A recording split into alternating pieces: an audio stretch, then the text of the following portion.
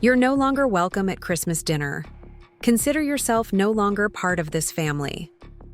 That was the text my father sent me 3 days before Christmas last year. No explanation, no argument beforehand. Just a cold dismissal delivered through a screen. I stared at those words until they blurred, my hands shaking not from hurt, but from a strange, calm anger I'd never felt before. You see, I'd discovered something in my grandmother's attic the month before, something that would shatter our family's perfect image. So instead of begging to be included, instead of apologizing for whatever imagined offense had triggered this, I simply sent back one photograph. Just one. Within minutes, my phone exploded with calls. My father, my mother, my siblings. Panic, spreading through the family I was supposedly no longer part of. That single photograph exposed 20 years of lies, and when the dust settled, nothing would ever be the same again. Before we jump back in, tell us where you're tuning in from, and if this story touches you, make sure you're subscribed, because tomorrow, I've saved something extra special for you. My name is Jennifer Hayes. I'm 32 years old, and until last December, I spent my entire life trying to be the daughter my parents wanted. Always careful, always accommodating, always swallowing my questions, doubts, and observations that something about our family narrative didn't quite add up. The Hayes family presented a perfect image to the world. My father, Michael, built his law practice from nothing to become one of Boston's most respected attorneys. My mother, Catherine, managed our household with the precision of a military operation, while volunteering for all the right charities and hosting dinner parties that were the envy of our social circle. My older brother David followed perfectly in Dad's footsteps. Harvard Law, married his college sweetheart, 2 perfect children, colonial house in the suburbs. My younger sister Ashley became the artistic one, still acceptable because she channeled her creativity into a successful interior design business with the right clientele. And then there was me, the middle child, the perpetual disappointment. Not because I wasn't successful. I have a thriving career as a clinical psychologist with my own practice. Not because I wasn't smart or capable. I graduated top of my class. But because I could never quite conform to the Hayes family script. I asked too many questions. I noticed inconsistencies in family stories. I refused to date the appropriate men my mother pushed toward me. I chose to live in a modest apartment downtown rather than the upscale neighborhood they preferred. Small rebellions, but in the Hayes household, they added up to failure. The mid-December air carried the promise of snow as I pulled into my grandmother, Eleanor's driveway. Her modest colonial home stood in stark contrast to my parents' mansion across town. Gran had passed away 3 weeks earlier, peacefully in her sleep at 92, and my mother had reluctantly asked me to help clean out the attic before the estate sale. "Just box everything up," she'd instructed. "Don't waste time going through it all. Nothing important up there anyway." That should have been my first clue. In the Hayes family, whenever someone tells you not to look at something, that's precisely where the truth is hiding. The house was silent as I climbed the narrow stairs to the attic, each step creaking under my weight. The December light filtered weakly through a small round window, casting long shadows across stacks of cardboard boxes and old furniture draped in yellowing sheets. The air smelled of dust and old paper, with the faint lingering scent of Gran's lavender sachets.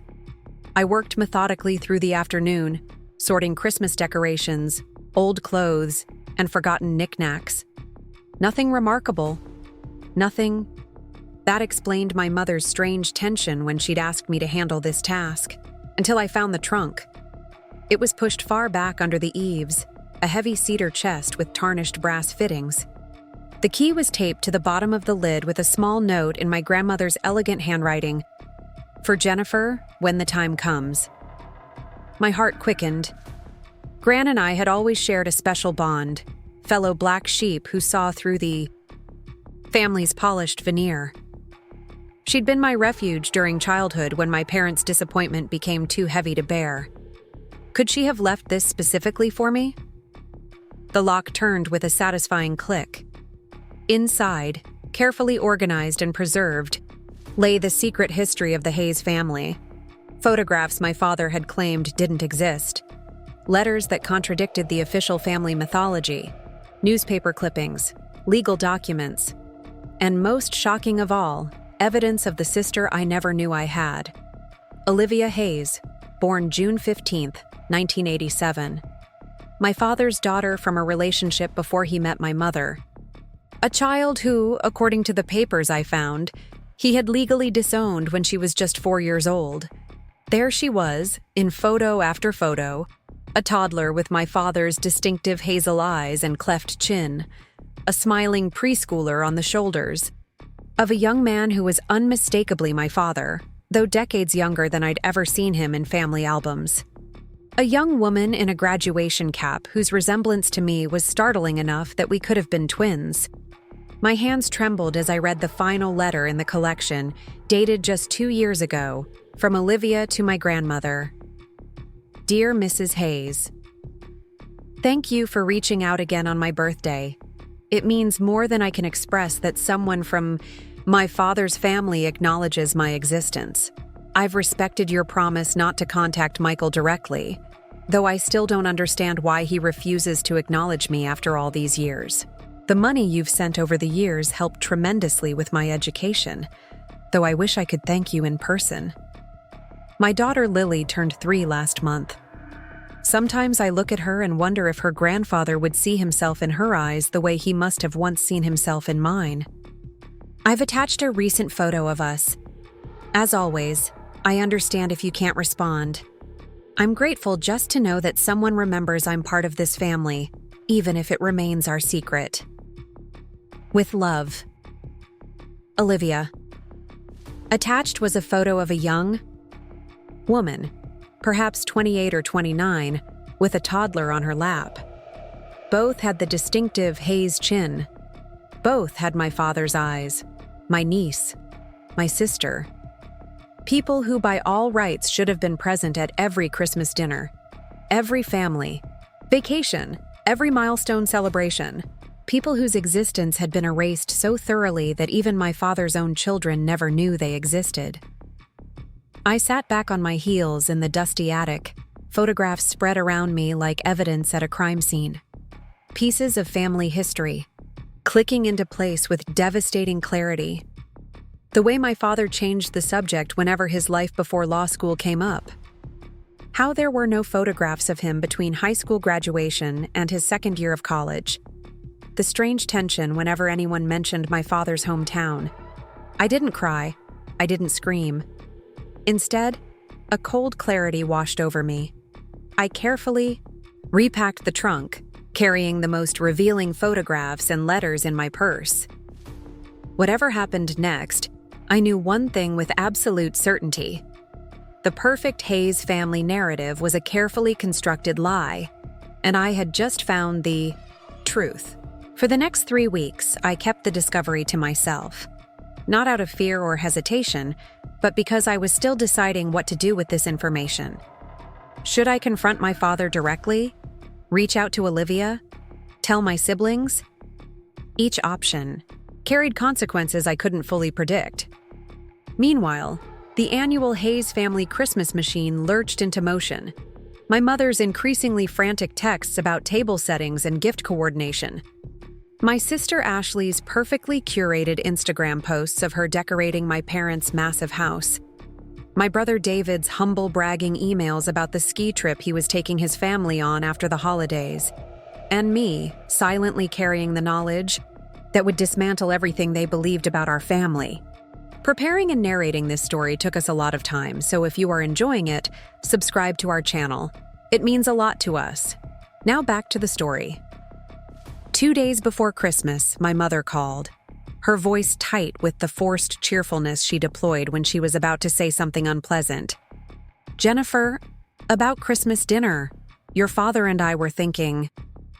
I braced myself for the usual, a comment about bringing a date, a veiled criticism of whatever I'd planned to wear, a request to help with cooking but in a way that wouldn't disrupt Catherine's perfect meal planning. Perhaps it would be better if you skipped this year. The words hung between us, unexpected, yet somehow not surprising. Skip Christmas? I repeated. Why? Your attitude lately has been difficult. You've been distant, uncooperative. Your father is under a lot of pressure with the Sullivan case, and we think it would be better for everyone if we kept things harmonious this year. Translation: I wasn't playing my assigned role in the Hayes family performance, so I was being written out of the scene. I see, I said, my voice remarkably steady. And have David and Ashley agreed this is for the best? My mother's hesitation told me everything. They understand the importance of family harmony during the holidays. I almost laughed at the irony. The importance of family harmony. From the woman who had helped erase her husband's firstborn daughter from existence. I'll think about it, I said, and ended the call before she could respond. I didn't have to think about it for long. That evening, the text from my father arrived, the final confirmation that I had been officially excommunicated from the Hayes family Christmas. Your behavior has been increasingly disrespectful toward this family. Your mother is upset, which I won't tolerate. Don't come to Christmas dinner. Consider yourself no longer part of this family. No discussion, no explanation of what specifically I had done wrong. Just banishment, delivered with the same cold finality he must have used when he disowned Olivia all those years ago. In that moment, staring at the text, something crystallized within me. I was 32 years old, successful in my career, financially independent, emotionally stable. The only power my father had over me was the power I gave him. And in that moment, I decided to give him none. From the stack of photographs I'd taken from Grant's trunk, I selected one particular image. My father, young and smiling, with 4-year-old Olivia on his shoulders at what appeared to be a county fair. On the back, in my grandmother's handwriting, Michael and Olivia, July 1991, last photo before the separation. Without adding any text of my own, I photographed this image and sent it back to my father. 3 minutes passed. 5, 8. Then, my phone exploded, first with a call from my father, which I declined, then my mother, then my brother, then my father again, and again, and again. Text messages flooded in, each more frantic than the last. From Dad: "Where did you get that? Call me immediately." From Mom: "Your father needs to speak with you. This is unacceptable." From David: "What the hell did you do? Dad's having a complete meltdown." From Dad again: "Do not share that with anyone. Call me now." I silenced my phone and placed it face down on my coffee table. Outside, snow had begun to fall, thick flakes swirling in the glow of street lamps. I made myself a cup of tea and sat by my window, watching the world turn white and pristine, covering all the dirt and imperfections beneath. For the first time in my life, I held power in my relationship with my father. Not power to hurt him or manipulate him. I had no interest in those. But power to stand firmly in the truth. To refuse to participate any longer in the elaborate fiction he had constructed. By morning, I had 27 missed calls and over 40 text messages. I read through them all, watching the progression from anger to threats to bargaining. My father: "This is a private family matter that doesn't concern you." My mother: "You're breaking your father's heart with this behavior." David: "Whatever point you're trying to make, this isn't the way to do it." Ashley: "Everyone's upset and Christmas is ruined. Hope you're happy." And finally, from my father again, sent at 3:47 a.m. "We need to talk about this as a family. Please come to Christmas dinner. Your mother and I were hasty. Of course you're still family." The sudden reversal would have been almost comical if it weren't so predictable. I hadn't been reinstated because they missed me or regretted their harsh words. I'd been reinstated because I now possessed information that threatened the family, narrative, and they needed to contain the damage. I replied with a single line, "I've made other plans for Christmas." By noon, Ashley was at my door, her perfect blonde hair slightly disheveled, her expression a mixture of anger and curiosity. "What exactly do you think you're doing?" she demanded as she brushed past me into my apartment. "Dad hasn't slept. Mom's taken a Xanax. David's threatening to cancel his entire ski trip. All because you decided to create drama right before Christmas." I closed the door quietly behind her. "Would you like some coffee? I just made a fresh pot." Ashley blinked, thrown off balance by my calm. She'd clearly prepared for tears or shouting, not this composed version of her typically emotional middle sister. "Fine. Coffee. Then you're going to explain what the hell is going on." We sat at my small dining table, steaming mugs between us. Ashley tapped her manicured nails impatiently against the ceramic. "Did you know we have another sister?" I asked directly. Ashley's tapping stopped. "What are you talking about?"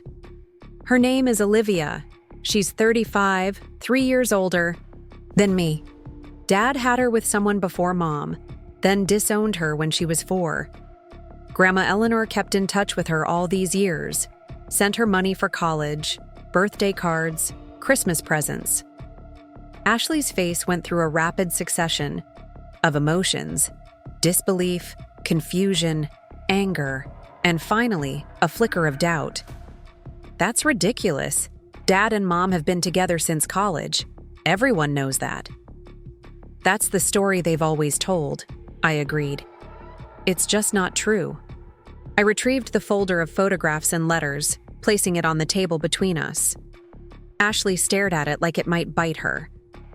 "What is this?" "The actual history of our family. The one we were never allowed to know." For the next hour, Ashley poured through the evidence, her perfectly maintained composure crumbling with each photograph, each letter, each irrefutable piece of a history at odds with everything she believed about our family, about our father. "This can't be real," she whispered, but her voice lacked conviction. "Why would they hide this from us?" "Because that's what our family does," I said simply. "We don't deal with uncomfortable truths. We bury them and pretend everything's perfect." Ashley looked up, really looked at me perhaps for the first time in years. "Is that why you sent that photo to Dad? To hurt him?" I shook my head. "No. I sent it because he told me I wasn't family anymore. I wanted him to remember he'd said those words before, to someone else, and I wanted him to know that I know."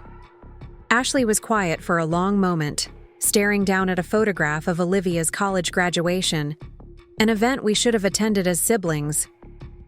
"Does David know?" "Not yet." "Are you going to tell him?"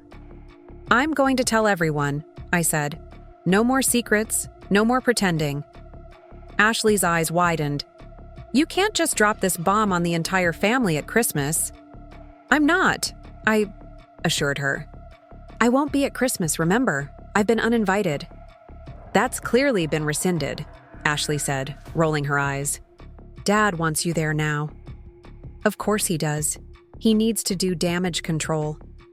I took a sip of my coffee. "But I meant what I said. I've made other plans." Ashley studied me, a new wariness in her expression. "What are you going to do?" It was a good question. One I'd been asking myself since that moment in Gran's attic, when the true shape of our family emerged from decades of carefully maintained fiction. "I'm going to find our sister," I said finally, "and I'm going to decide what kind of family I want to build going forward." Ashley left an hour later, taking copies of some of the photographs with her. She didn't promise to support me. She didn't acknowledge the magnitude of our parents' deception. But she didn't defend them either, which felt like its own kind of victory.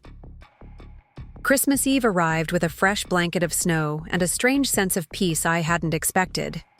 For the first time in my adult life, I wasn't rushing to wrap last-minute gifts or preparing a dish for my mother's perfectly orchestrated dinner. I wasn't steeling myself for subtle criticism or bracing for the inevitable comparisons to my more successful siblings. Instead, I was volunteering at a downtown homeless shelter, helping serve a holiday meal to people who truly had nowhere else to go. The irony wasn't lost on me that in being cast out of my family, I'd found a deeper sense of connection and purpose than any Hayes Christmas had ever provided. My phone buzzed periodically throughout the day. More calls from my parents, texts from David, who had apparently been fully briefed and was now playing his assigned role as family mediator. I ignored them all.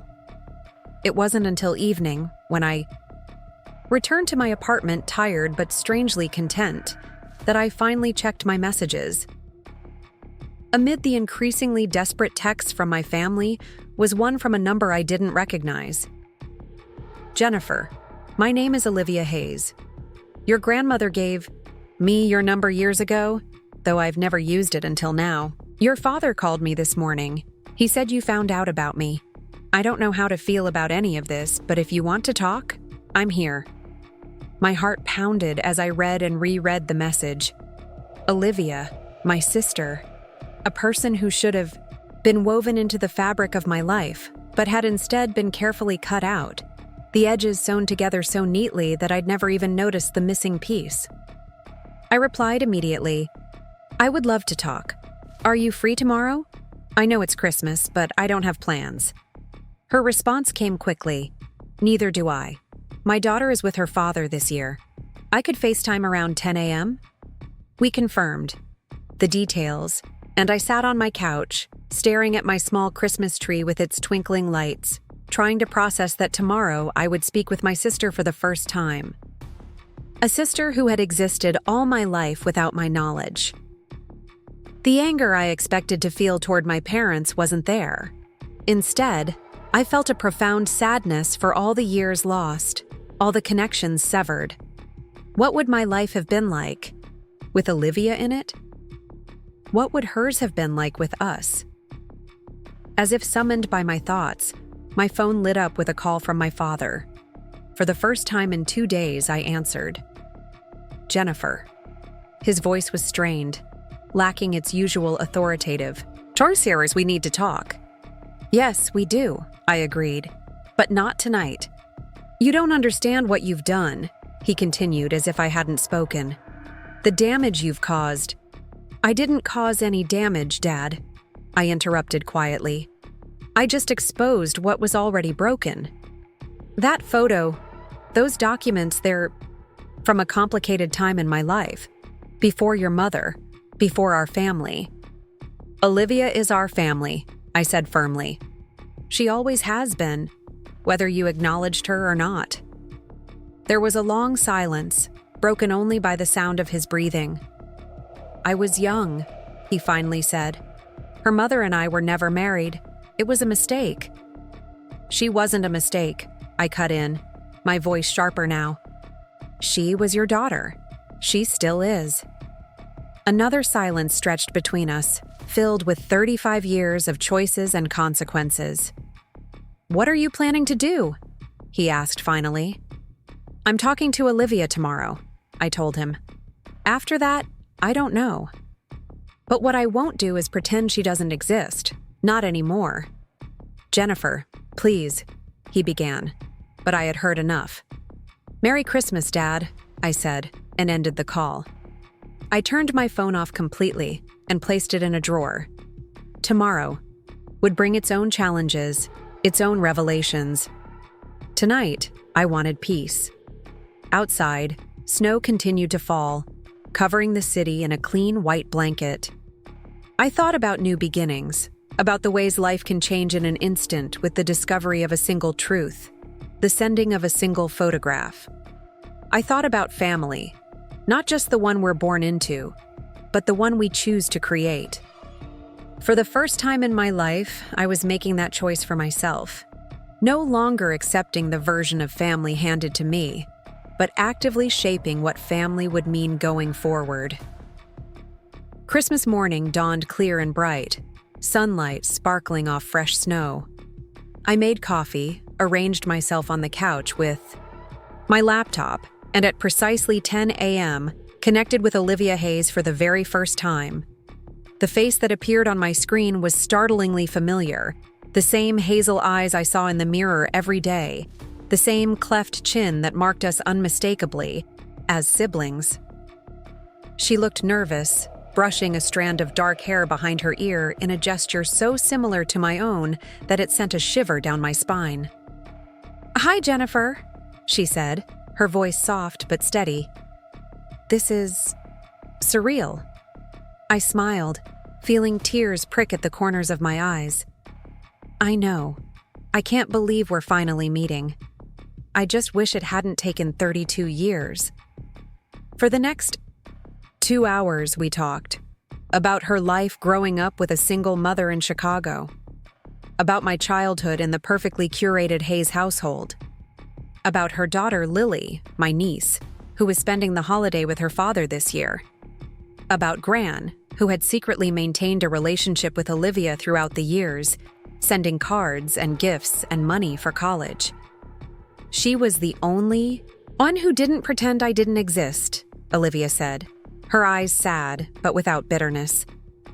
"I used to daydream about what it would be like to meet you and Ashley and David, to have siblings. I'm so sorry," I whispered, the weight of our stolen connection heavy between us. Olivia shook her head. "Don't apologize for him. You didn't know." "But now I do," I said firmly, "and things are going to be different." As our call ended, we made plans to meet in person the following month. I would fly to Chicago, stay with Olivia, meet my niece, begin building the relationship we should have had all along. After we disconnected, I turned my phone back on. It immediately buzzed with accumulated notifications, missed calls, voicemails, texts, the Hayes family in full crisis mode. I ignored them all, except for one text from Ashley, sent early that morning. "Did you talk to her? What is she like?" I smiled as I typed back, "Yes, she's amazing. She has our eyes, Ash. And a daughter. We have a niece." Ashley's response came quickly. "I want to meet her too." Something warm unfurled in my chest, a tentative hope that perhaps from the wreckage of our family's secrets, something new and honest could emerge. Later that evening, as darkness fell, I received one final text from my father. "I made mistakes I can't undo, but I don't want to lose another daughter. Please come home so we can talk." I stared at his words for a long time, weighing them against 3 decades of deception, against the pain in Olivia's eyes when she talked about growing up without a father, against the casual cruelty of his "you're no longer family" text just days ago. Finally, I typed a response that felt like both an ending and a beginning. "Home isn't a place, Dad. It's truth. It's connection. When you're ready to acknowledge all of your children, not just the ones who fit your perfect narrative, then we can talk.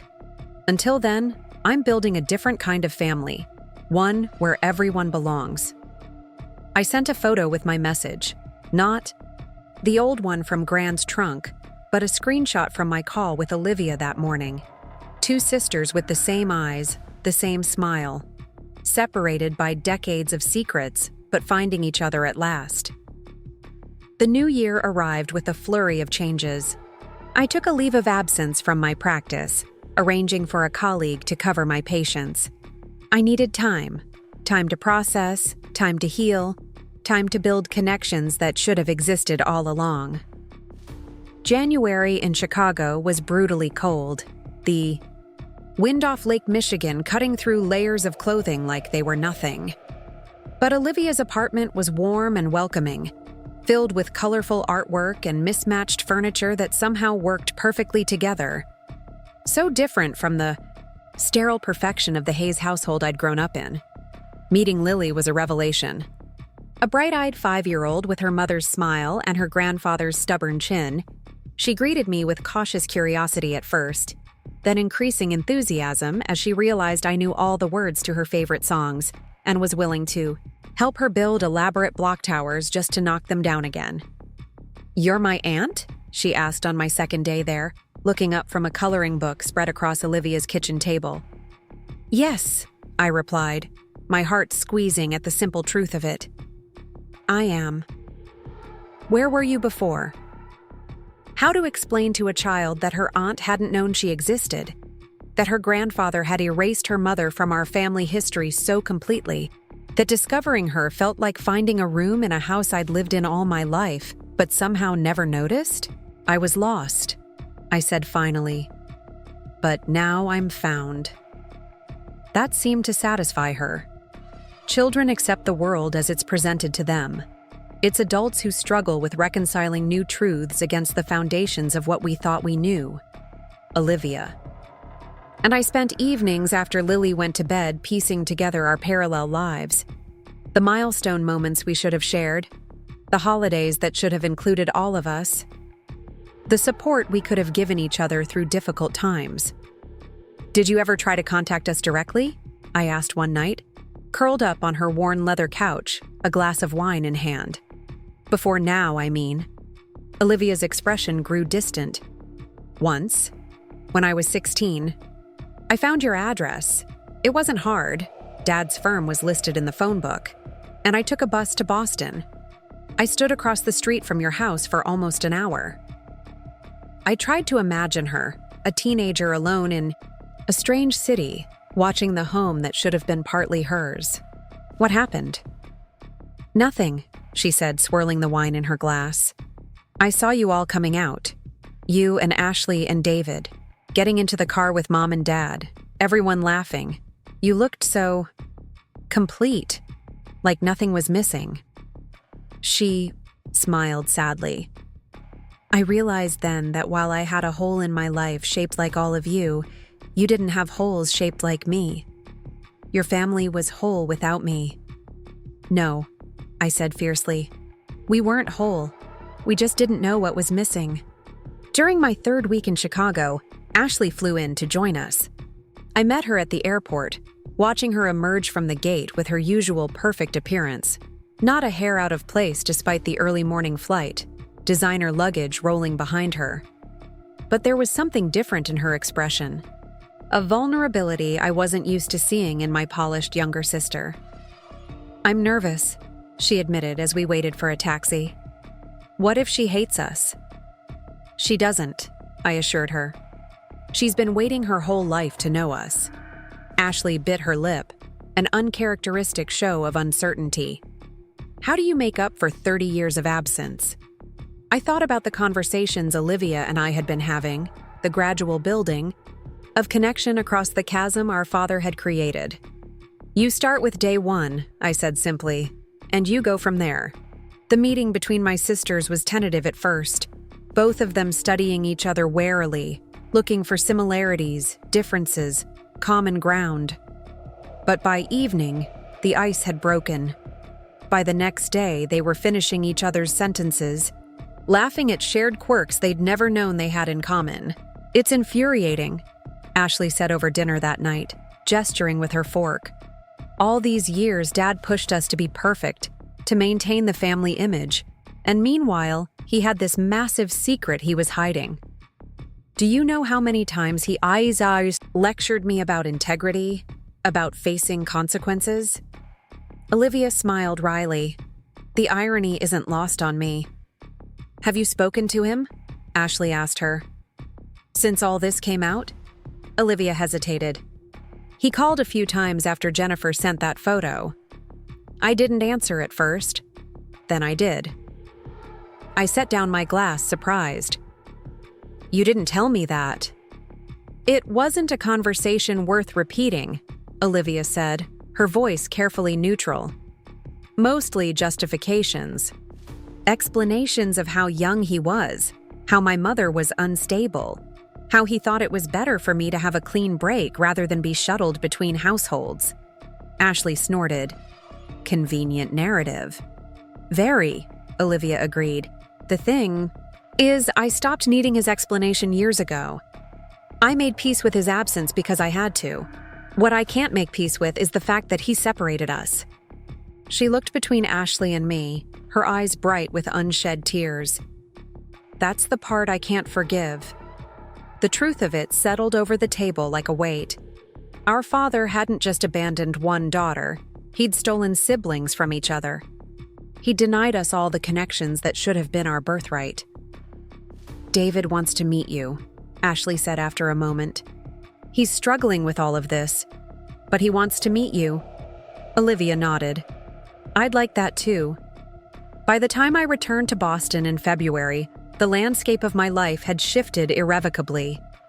I had a sister I never knew existed, a niece whose first artwork for me was now framed on my living room wall, a sense of family that extended beyond the narrow confines of the Hayes narrative. I also had a decision to make about my father. He had continued reaching out, calls, texts, even a handwritten letter that arrived while I was in Chicago. Each communication more desperate than the last, each one seeking absolution without true accountability. "Just talk to him," my mother urged during one of her increasingly frequent calls. "He's a mess, Jennifer. This is destroying him." "He destroyed himself," I replied calmly. "He made choices 30 years ago and never thought they'd catch up to him. Now they have." "People make mistakes," she insisted, "especially when they're young." "Abandoning a child isn't a mistake, Mom. It's a choice. One he doubled down on by erasing her from our family history." There was a long silence on the line. "I didn't know about her at first," my mother finally said, her voice small. "We were dating for 6 months before he told me he had a daughter. By then, he had already cut contact with her and her mother. He said it was a clean break, that it was better this way." A pause. I believed him, or I convinced myself to believe him. And then as time went on, it seemed easier to just continue with the story we'd created. "At whose expense?" I asked, though I already knew the answer. Another long silence. "I've been thinking about that a lot lately," she admitted. 2 weeks after my return to Boston, I agreed to meet my father. Not at the family home, with its carefully curated perfection, but at a neutral location, a quiet cafe near my office. He was waiting when I arrived, looking older than I remembered, the confident attorney facade replaced by something more uncertain, more human. He stood when he saw me, a reflexive politeness that seemed at odds with the gravity of our meeting. "Jennifer," he said, his voice catching slightly. "Thank you for coming." I slid into the seat across from him, declining his awkward attempt at a hug. "You wanted to talk. I'm here." He nodded, fiddling with his coffee cup. "I know you're angry." "I'm not angry," I interrupted, surprising both of us with the truth of it. "I was at first, but now I'm just clear. Clear about who you are. Clear about who I want to be." His shoulders sagged slightly. "I've made mistakes." "Stop," I said firmly. "If this conversation is going to be about justifying your choices or minimizing what you did, I'm leaving now." He stared at me. This daughter who no longer sought his approval, who no longer feared his disapproval, who saw him clearly for perhaps the first time. "What do you want from me, Jennifer?" he asked finally. "Nothing," I replied honestly. "I don't need anything from you anymore. I'm here because despite everything, I still believe people can change. I still believe in the possibility of redemption. But that starts with honesty, not excuses." He was quiet for a long moment, his hands still around his untouched coffee. "I was 22 when Olivia was born," he said finally. "Caroline, her mother, and I had been dating for just a few months. I wasn't ready to be a father. I wasn't ready for any of it. But I tried at first." His gaze drifted toward the window, toward the past. "For 4 years I tried. Weekend visits, child support, the whole divorced dad routine, even though we'd never been married." "What changed?" I asked. "I met your mother," he said simply. "I was finishing law school, starting to build connections for my career. Catherine came from the right family, had the right background. Caroline was always difficult, emotional. She wanted more than I could give. And then one weekend, there was a particularly bad fight about visitation schedules, and I just walked away." His voice dropped. I told myself it was a temporary break, that I'd go back when things calmed down. But then weeks turned into months, and it got harder to imagine how to rebuild that bridge. "So you burned it instead," I said quietly. He nodded, shame evident in the slump of his shoulders. "By the time you were born, Olivia was a part of my life I'd convinced myself was better left in the past. Your mother and I agreed that starting fresh was the cleanest approach. New family, new beginning. But Olivia wasn't in the past," I pointed out. "She was a living, breathing person growing up without her father, without her siblings." "I know," he whispered. "I know." We sat in silence for several minutes, the weight of his choices, of our fractured family history, suspended between us. "I met her," I said finally. "Olivia, and Lily, my niece, your granddaughter." Something flashed across his face. Longing, regret, fear, I couldn't tell which. "What are they like?" he asked, his voice rough. "Extraordinary," I told him. "Olivia is brilliant, kind, resilient despite everything. Lily is. She's magic. Full of energy and curiosity and joy." He swallowed hard. Do you think Olivia would ever be willing to see me?" "I don't know," I answered honestly. "That's her decision, not mine. But if she ever does, you need to understand something. She doesn't need your explanations or your guilt. She doesn't need you to justify abandoning her. What she needed was a father who showed up, who acknowledged her existence, who didn't erase her from his life like she was a mistake to be hidden." He flinched at the harshness of my words, but didn't argue. "David and Ashley met her too," I continued. "We're building relationships now, the ones we should have had, all along. That's happening with or without your blessing." "I don't want to stand in the way," he said quickly. I want to make amends, somehow." I studied him, this man I'd spent my life alternately trying to please and trying to defy. Then start by being honest. With yourself. With Mom. With the country club friends you've been lying to for decades. No more convenient narratives. No more erasing people who don't fit your perfect image. He nodded slowly. "And then?" "And then you accept that some damage can't be undone," I told him. "Some trust can't be rebuilt. You acknowledge that actions have consequences, and sometimes those consequences last a lifetime." "Will you ever forgive me?" he asked, vulnerability naked in his voice. I considered the question carefully. "I'm working on forgiving you for lying to me my entire life, for creating a family mythology that erased a sister I should have known. But forgiving you for what you did to Olivia? That's not mine to give." The meeting ended without resolution, without the tearful reconciliation my father might have hoped for. But as I walked away from the cafe, I felt lighter somehow, unburdened by the weight of expectations, of falsehoods, of the elaborate fiction I'd been asked to participate in my entire life. Spring arrived in Boston, melting away the last traces of winter. My practice reopened, my patients returning to the routine of weekly sessions. But everything else in my life had changed.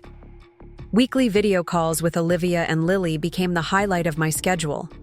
Ashley flew to Chicago at least once a month, bringing her design expertise to help renovate Olivia's kitchen. Even David, after an initially awkward meeting, had begun building a relationship with our older sister. their shared analytical minds finding common ground despite the years of separation. My mother, in her own cautious way, had reached out to Olivia directly. An email at first, then a phone call. Small steps toward acknowledging her role in the family fracture, in maintaining the lie that had kept us apart. My father was trying too, in his limited way. He'd begun therapy, a concession that would have been unthinkable a year ago for a man who prided himself on self-sufficiency. He'd written Olivia a letter, not asking for forgiveness but offering acknowledgement of the harm he'd caused. Whether it would lead to anything more remained to be seen. As for me, I was redefining family on my own terms, creating connections based on truth rather than appearances, building bridges across the chasms our father had created.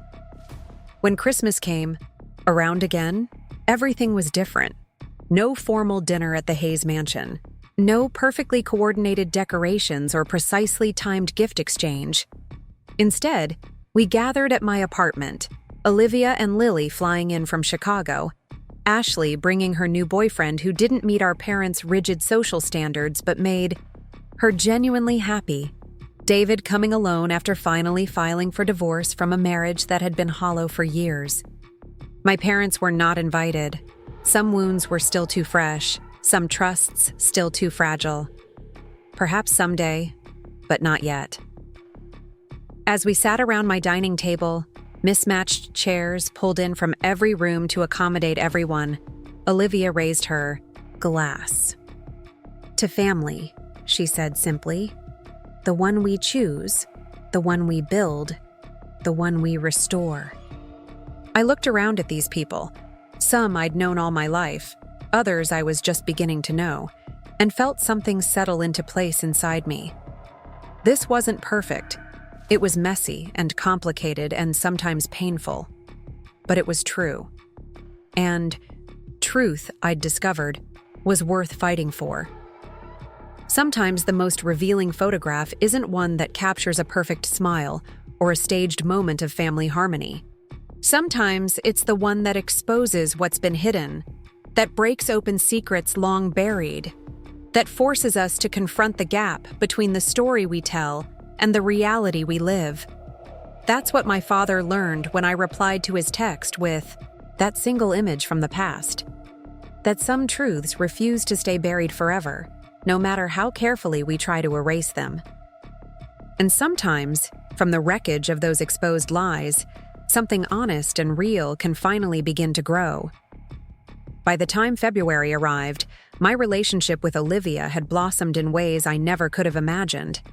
Our weekly video calls had evolved into daily texts, sharing everything from mundane work complaints to profound reflections on our parallel lives.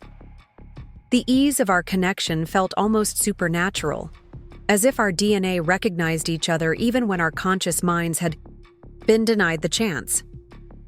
"It's like finding a piece of myself I never knew was missing," I told my therapist during one of our sessions.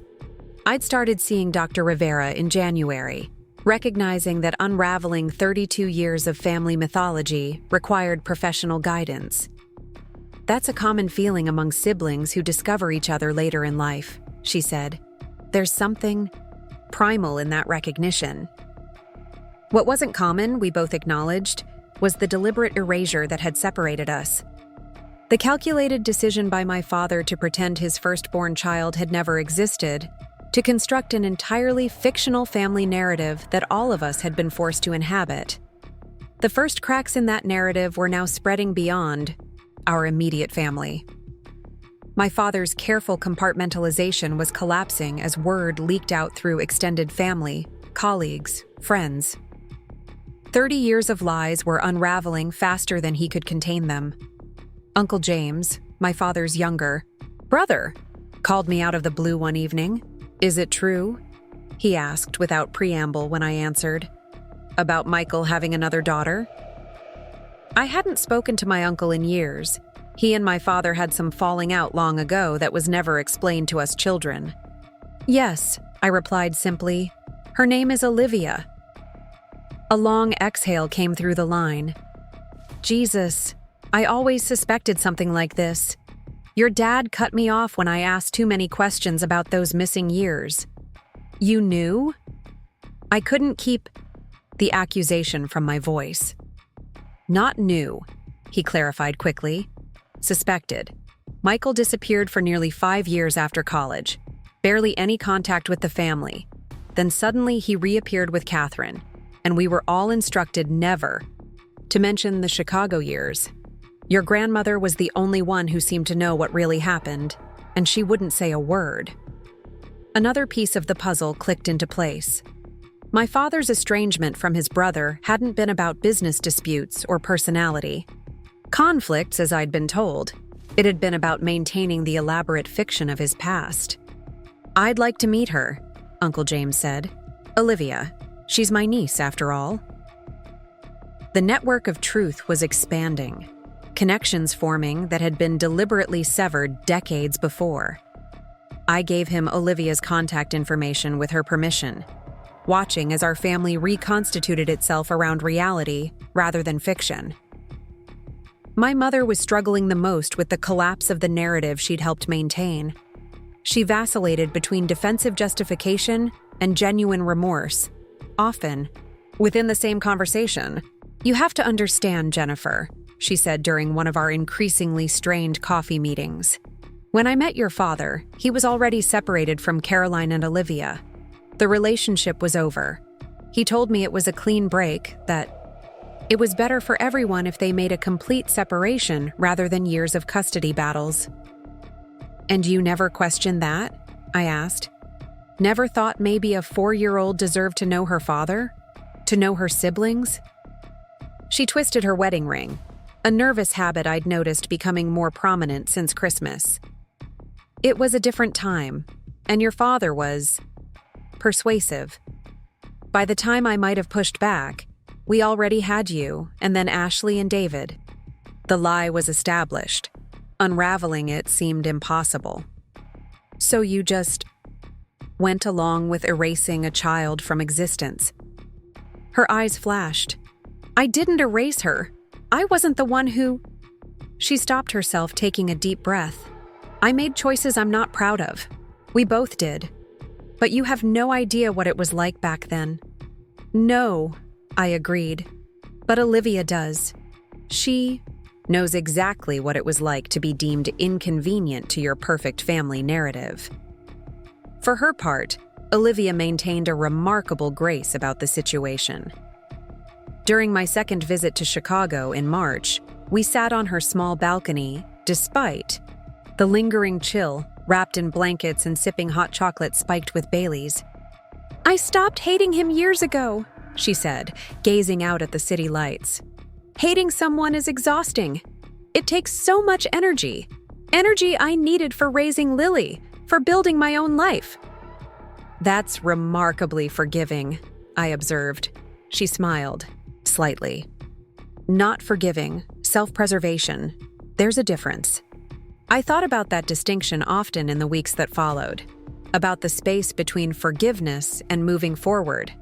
About the energy required to sustain anger versus the freedom of releasing it. My father continued his campaign for redemption, though it became increasingly clear that his primary concern was damage control.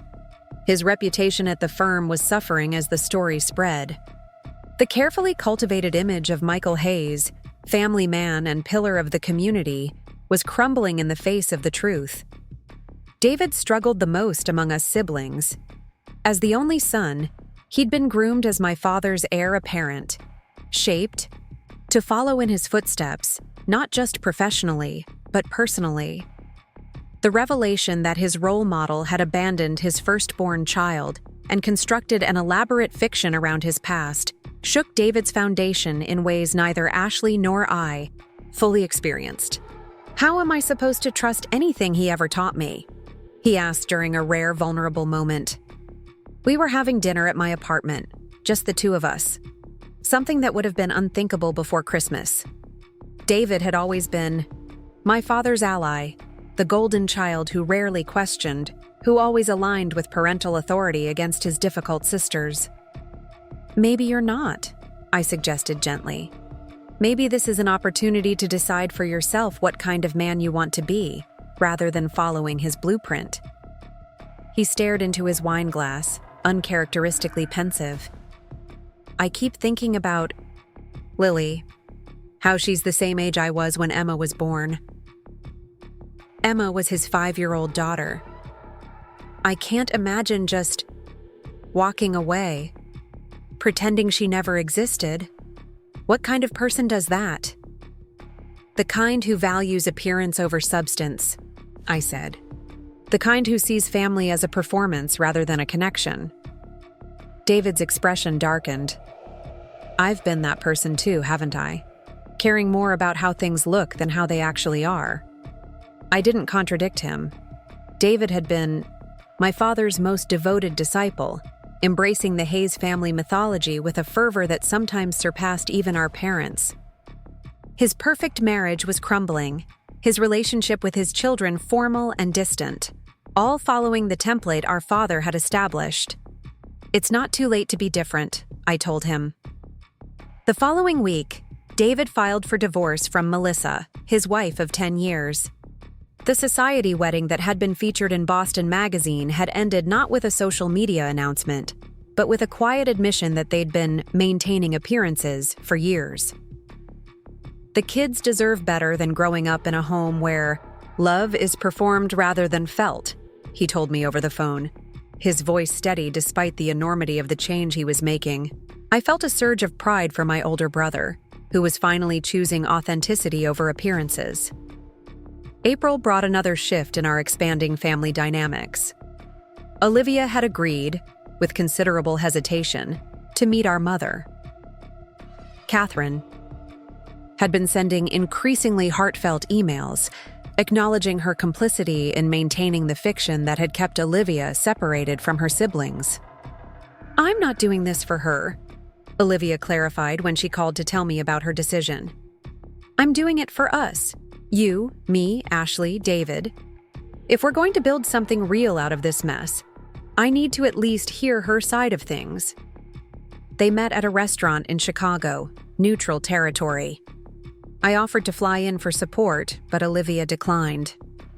This is something I need to do on my own, she said, but I'll call you right after. The meeting lasted 3 hours, when Olivia finally called me that evening. Her voice was hoarse from talking, from emotion. She's not what I expected, she said. All these years I had this image of her as this calculating woman who convinced Dad to abandon me, who wanted me erased from the picture. But she was just a young woman in love with a man who'd already decided what he wanted his life to look like. That doesn't excuse her part in it, I pointed out. No, Olivia agreed, but it helps me understand. She was 24 when they met. Dad had already stopped seeing me regularly. She went along with his version of reality because it was easier, and then with each passing year, the lie became more entrenched. Did she apologize? Yes, though she was careful not to ask for forgiveness, which I appreciated. She just wanted me to know that she regrets her part in it, that she should have pushed back against Dad's decision. I thought about my mother, her rigid perfectionism, her deference to my father in all major decisions, her commitment to maintaining the flawless Hayes family image at all costs. It couldn't have been easy for her to admit her complicity, to face the adult daughter whose existence she'd helped deny. What happens now? I asked. I don't know, Olivia admitted, but it feels like a door opening. Not necessarily to a relationship with her, but to understanding how all of this happened, to seeing the whole picture. May arrived with unexpected news. My father had resigned from the law firm he'd helped build.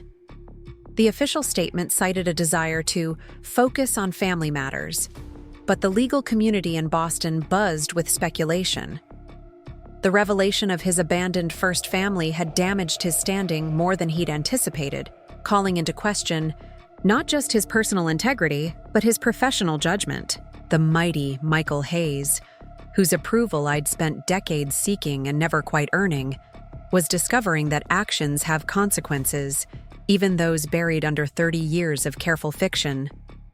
I felt no pleasure in his downfall, only a weary sense that justice sometimes arrives in unexpected ways. The universe has its own timetable for balancing accounts. What I did feel pleasure in was the growing connection between all of the Hayes siblings. David had flown to Chicago with his children, determined that his daughters would know their Aunt Olivia and cousin Lily. Ashley had thrown herself into the relationship with characteristic enthusiasm, sending Lily packages of art supplies and FaceTiming her regularly for cousin craft time. And me? I was finding myself again, or perhaps for the first time. Freed from the exhausting work of trying to fit into the Hayes family mythology, I could focus on building authentic connections based on who we really were, not who we pretended to be. I'd always been the difficult one, the questioner, the one who couldn't quite conform to the perfect family image. Now I understood why. Some part of me had always sensed the hollowness at the core of our family narrative. Had always known that something essential was missing. Dr. Rivera helped me understand that my lifelong discomfort in my family wasn't a deficiency in me. It was a healthy response to an unhealthy system. My questioning nature, my refusal to simply accept the official narrative, had ultimately led to healing not just for me, but for all of us. "You've been the truth teller in your family," she observed. "That's a difficult but vital role." In June, nearly 6 months after I'd sent that fateful photograph to my father, he asked to meet with all of us together: Olivia, me, Ashley, and David. Notably, he suggested Olivia's apartment in Chicago as the location, his first acknowledgement. That she had her own space in the world, her own center of gravity that we might orbit rather than vice versa. "I don't know if I'm ready for that," Olivia admitted when I called to discuss the proposal. One-on-one was intense enough. She had finally agreed to meet with our father in May, a tense coffee shop conversation that she described as stilted and formal, with little emotional resolution. He had presented her with a trust fund established in her name, a belated attempt at financial support that she had politely declined. "Money isn't the point," she told him, according to her account of the meeting. It never was. Now he wanted all of his children in one room, a family reunion 3 decades delayed. The symbolism wasn't lost on any of us. "You don't have to do this," I assured her. "None of us will think less of you if you're not ready." There was a long pause on the line. "The thing is," Olivia said finally, "I've spent my whole life being defined by his absence, by what he took from me. Maybe it's time to reclaim that narrative, to be defined instead by my choices, including the choice to face him on my terms, surrounded by the siblings he tried to keep from me." Her courage humbled me. After everything, the abandonment, the erasure, the decades of being treated as a family secret, Olivia was willing to create space for possibility. Not forgiveness, perhaps, but forward movement. The meeting was set for the last weekend in June. Ashley flew in from Boston on Thursday, David arrived Friday morning, and I took the afternoon flight. My stomach knotted with anticipation and dread. None of us had been in the same room with our father since the truth had exploded at Christmas. Olivia's apartment buzzed with nervous energy as we helped her prepare. She had insisted on hosting the gathering her way, a casual dinner, nothing like the formal, orchestrated meals of our childhood in the Hayes household. Lily was spending the weekend with her father, a deliberate choice to keep this first full family meeting focused on the adult relationships that needed healing. "Should we have name tags?" Ashley joked as she chopped vegetables, her attempt at lightening the mood falling slightly flat. "Just in case Dad needs help remembering all his children." Olivia smiled faintly but said nothing, her tension evident in the set of her shoulders. David was uncharacteristically quiet, arranging and rearranging the silverware with military precision. I found myself watching them all, my siblings, this quartet that should have been together all along. The ways we mirrored each other unconsciously. Ashley and Olivia both tucking hair behind their ears in the same absent gesture. David and I both crossing our arms when thoughtful, all of us sharing some variation of our father's distinctive frown when concentrating. The doorbell rang at precisely 6 p.m., typical Michael Hayes punctuality. Olivia took a deep breath, squared her shoulders, and moved to answer it. The three of us exchanged glances, united in our silent promise to support her however this evening unfolded. Our father stood in the doorway, looking simultaneously familiar and strange. He'd lost weight since Christmas, and his hair seemed grayer, his posture less commanding. He held a bouquet of flowers, an uncharacteristically humble gesture, from a man whose gifts were usually grand statements of his own importance. "Olivia," he said, his voice catching slightly. "Thank you for hosting us." She accepted the flowers with a nod, stepping back to allow him entry. "Everyone's here already." He stepped into the apartment, his gaze moving from face to face, lingering longest on Olivia. Something passed across his expression. Regret, perhaps, or simple recognition of what he'd thrown away. "My children," he said, the words hanging in the air between us. "All of my children, together." The moment stretched, awkward and weighted with 3 decades of secrets and lies. Then Ashley, always the peacemaker, stepped forward. "The food's almost ready. Dad, can I get you something to drink?" Dinner was a strange affair. Moments of stilted conversation interspersed with longer silences, everyone hyper-aware of the emotional minefield we were navigating. Small talk about careers and weather gave way to cautious questions about childhood memories, gingerly skirting the edges of the gaping hole in our shared history. Finally, as we moved from the dinner table to the living room with coffee and dessert, my father set down his cup and straightened his shoulders. "I owe all of you an explanation," he began, "and an apology, though I know that word is inadequate for the harm I've caused." "Dad," David started, but our father held up a hand. "Please, let me say this." He looked at each of us in turn, lingering longest on Olivia. "What I did was unforgivable. Not just the initial abandonment, but the years of deception that followed. The decision to pretend Olivia didn't exist, to deny all of you the chance to know each other. I watched Olivia's face, saw the careful neutrality she maintained as she listened. I told myself I was protecting everyone," he continued. "That a clean break was kinder than years of complicated custody arrangements. That starting fresh with Catherine meant leaving the past behind entirely." He shook his head. "But those were lies I told myself to justify my own selfishness, my own cowardice." Ashley's eyes glistened with unshed tears. David stared at his hands. I felt a strange detachment, as if watching a scene in a play rather than living it. "The truth is," my father said, his voice dropping, "I was terrified of failing as a father. With Olivia, with all of you. I thought I could outrun that. Fear by starting over, by constructing a perfect family narrative that didn't include my earliest mistakes. But in trying to avoid failure, I committed the greatest failure of all." Olivia spoke then, her voice steady despite the emotion evident in her eyes. "You didn't just fail me when you walked away. You failed me every day after that when you chose to maintain the fiction that I didn't exist, when you deprived me of my siblings, when you made me a secret instead of a daughter." My father flinched as if struck. "Yes," he admitted, "and I failed Jennifer, Ashley, and David too, by teaching them that appearances matter more than truth, that some people can be erased if they're inconvenient to the narrative." The brutal honesty of this assessment hung in the air between us. No excuses, no justifications, just the stark acknowledgement of the harm he had caused. "I don't expect forgiveness," he continued after a moment. "I know I haven't earned it, may never earn it.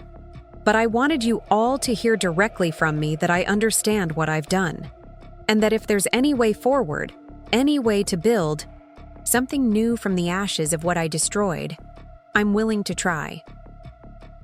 The silence that followed wasn't heavy or awkward, but contemplative.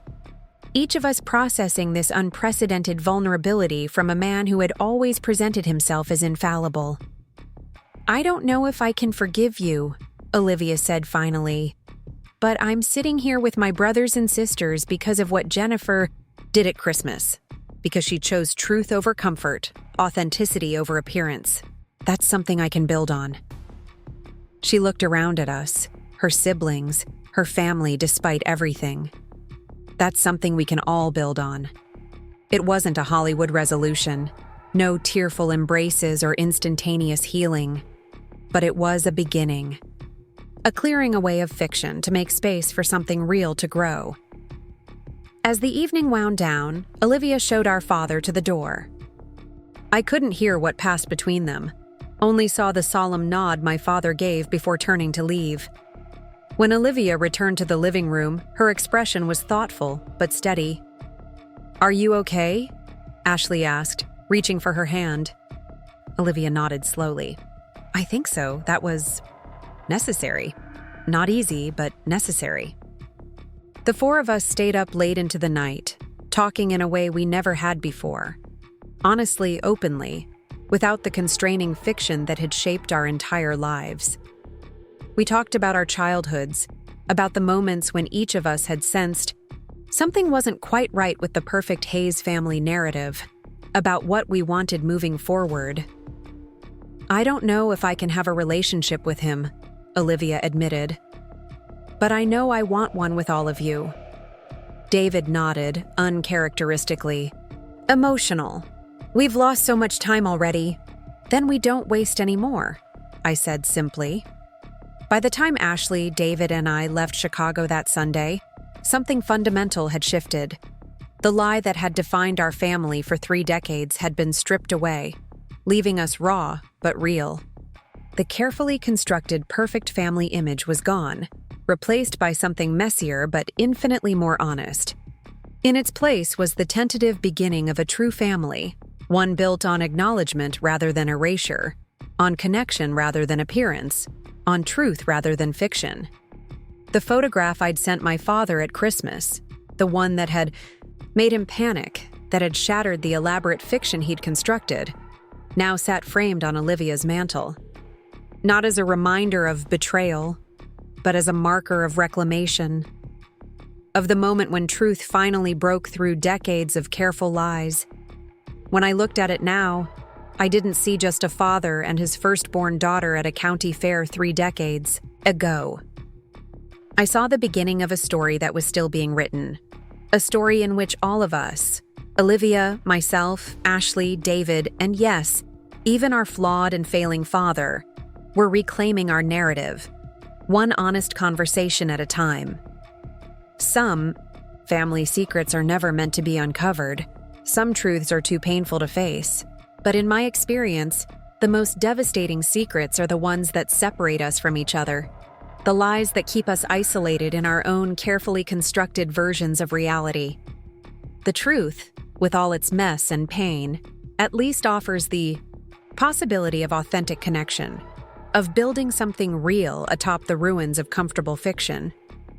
A year ago, I would never have imagined sending that photograph, challenging my father's authority, unraveling the family narrative we'd all been taught to protect at all costs. But standing now in the light of truth, I couldn't imagine having done anything else. Sometimes a single image can shatter decades of careful fiction, and sometimes, from those broken pieces, something genuine can finally begin to grow. 1 year after sending that photograph to my father, I stood in front of the bathroom mirror in Olivia's apartment, adjusting the simple silver necklace at my throat. The pendant, a delicate tree with 4 branches, had been a gift from Olivia on my birthday. "For our family tree," she'd said, still growing despite everything. Through the open door, I could hear Lily chattering away in the living room, excited about the upcoming celebration. The apartment buzzed with preparation sounds, Ashley directing the catering setup with her usual precision, David assembling the folding chairs we'd rented for the occasion.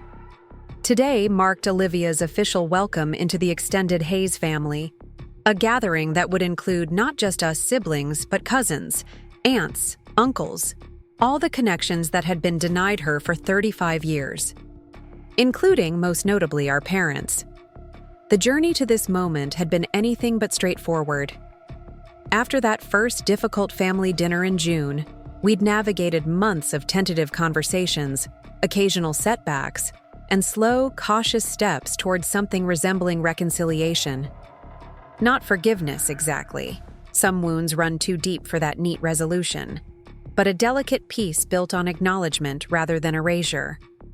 Need help with that clasp? Olivia appeared in the doorway, already dressed in the deep blue wrap, dress she'd chosen for the occasion. She looked both nervous and determined, a combination I'd come to recognize as her approach to all things Michael Hayes related. "Got it," I said, letting the pendant fall against my collarbone. "How are you feeling about today?" Olivia leaned against the doorframe, considering the question. "Honestly, like I'm about to meet my in-laws for the first time, except it's my own blood relatives." "They're going to adore you," I assured her. "Aunt Rachel has already started a photo album for Lily, and Uncle James can't stop telling everyone how much you remind him of Grandma Eleanor." "It's still strange," she admitted, "having all these people suddenly claim connection to me after a lifetime of absence." I nodded, understanding her ambivalence.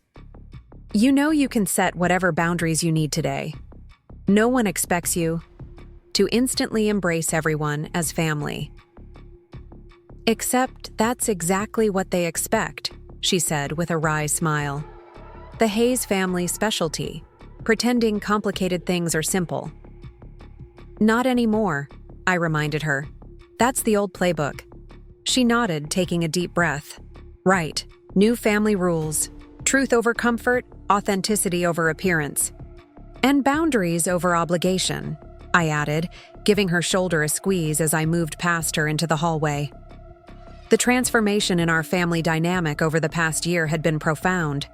Ashley had ended her engagement to Bradley, the finance executive our parents had practically handpicked for her, and was now dating a kindergarten teacher named Sophia, who brought out a softness in her we'd rarely seen. David had finalized his divorce and moved into a modest apartment where his daughters spent weekends building blanket forts and making messy pancakes, activities that would never have been permitted in his former showcase home. As for me, I'd made perhaps the most dramatic change of all. I'd left my psychology practice in Boston and accepted a position at a community mental health center in Chicago, moving into a small apartment just a few blocks from Olivia. The pay was significantly less, the work more challenging, but the authenticity of it, helping people who genuinely needed support rather than treating the wealthy worried well, filled me with a purpose my private practice never had. And the proximity to Olivia and Lily? Priceless. My relationship with my parents had evolved too, though in very different ways. My mother had thrown herself into therapy with unexpected commitment, confronting not just her complicity in Olivia's erasure, but the deeper patterns of enabling and avoidance that had characterized her entire life.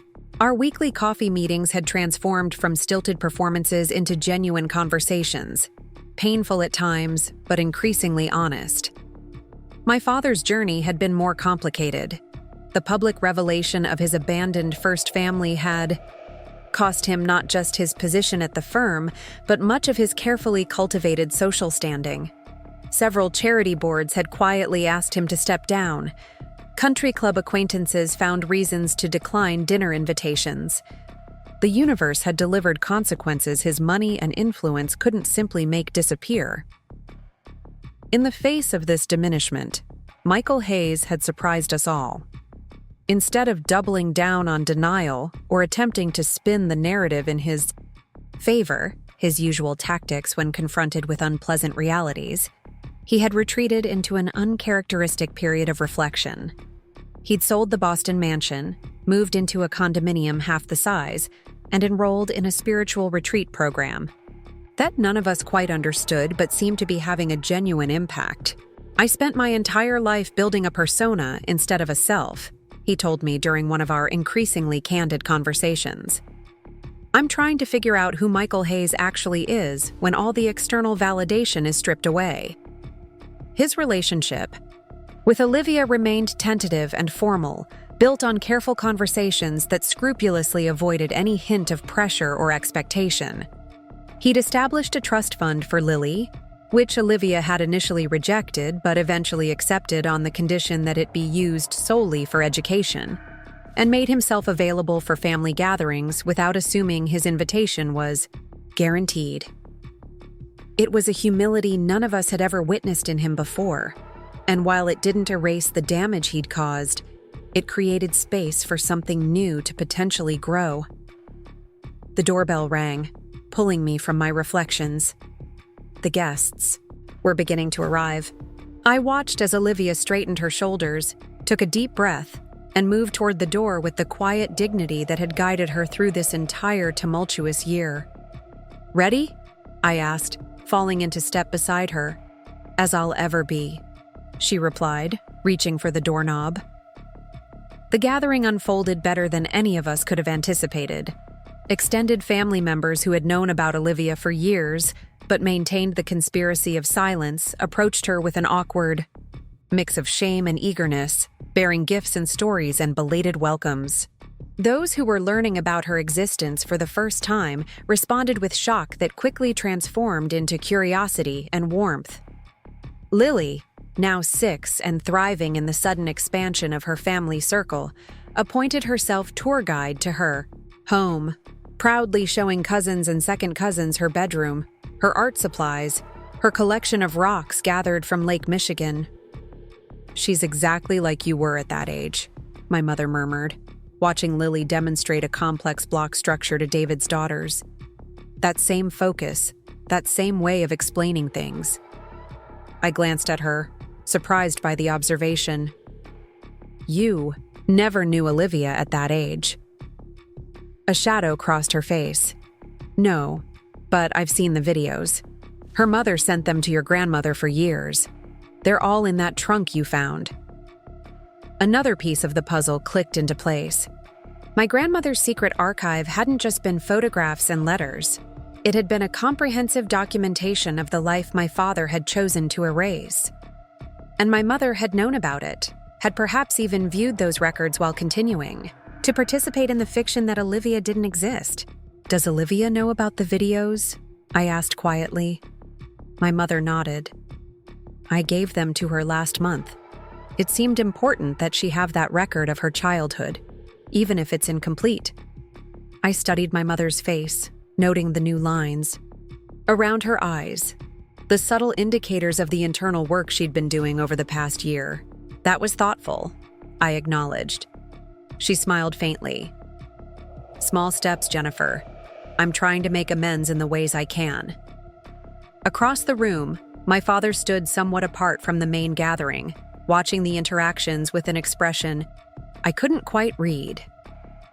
He'd arrived punctually, but without fanfare, greeting Olivia with a formal politeness that acknowledged both his status as guest rather than host and the tentative nature of their relationship.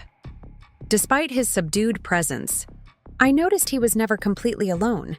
Various family members approached him throughout the afternoon, not with the deference they once would have shown, but with a cautious warmth that suggested his efforts at genuine change had not gone unnoticed. Uncle James, in particular, spent nearly an hour in deep conversation with his younger brother, their heads bent together in the corner of the living room. Whatever passed between them seemed to lift some weight from my father's shoulders, as if another piece of his fractured past was being carefully reconstructed. By evening, as the catered buffet was cleared away and guests began to depart, an unmistakable sense of accomplishment permeated the apartment. This gathering hadn't been perfect. There had been awkward moments, painful pauses. The occasional tears quickly blinked away. But it had been real in a way Hayes family events had never been before. No carefully orchestrated performances, no rigid adherence to a fictional family narrative. Just human beings navigating complicated truths with as much grace as they could muster.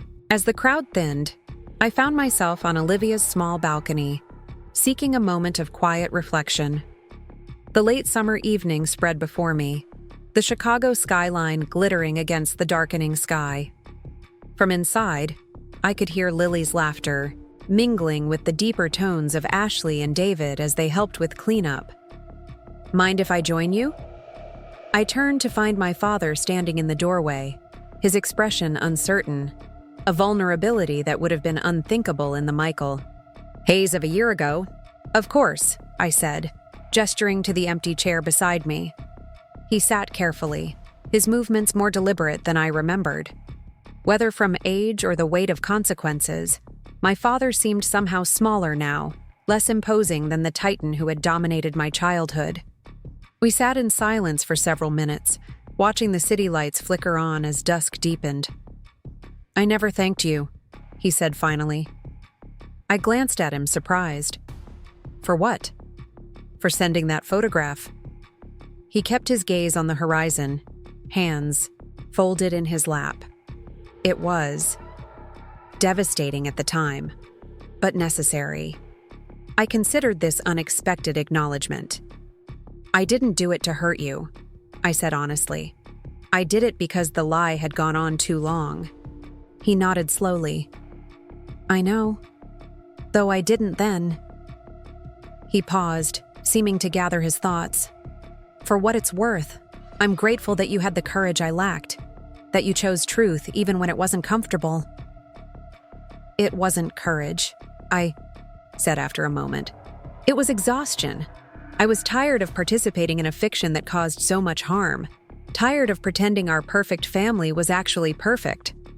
"None of us are perfect," he agreed quietly. "Least of all me."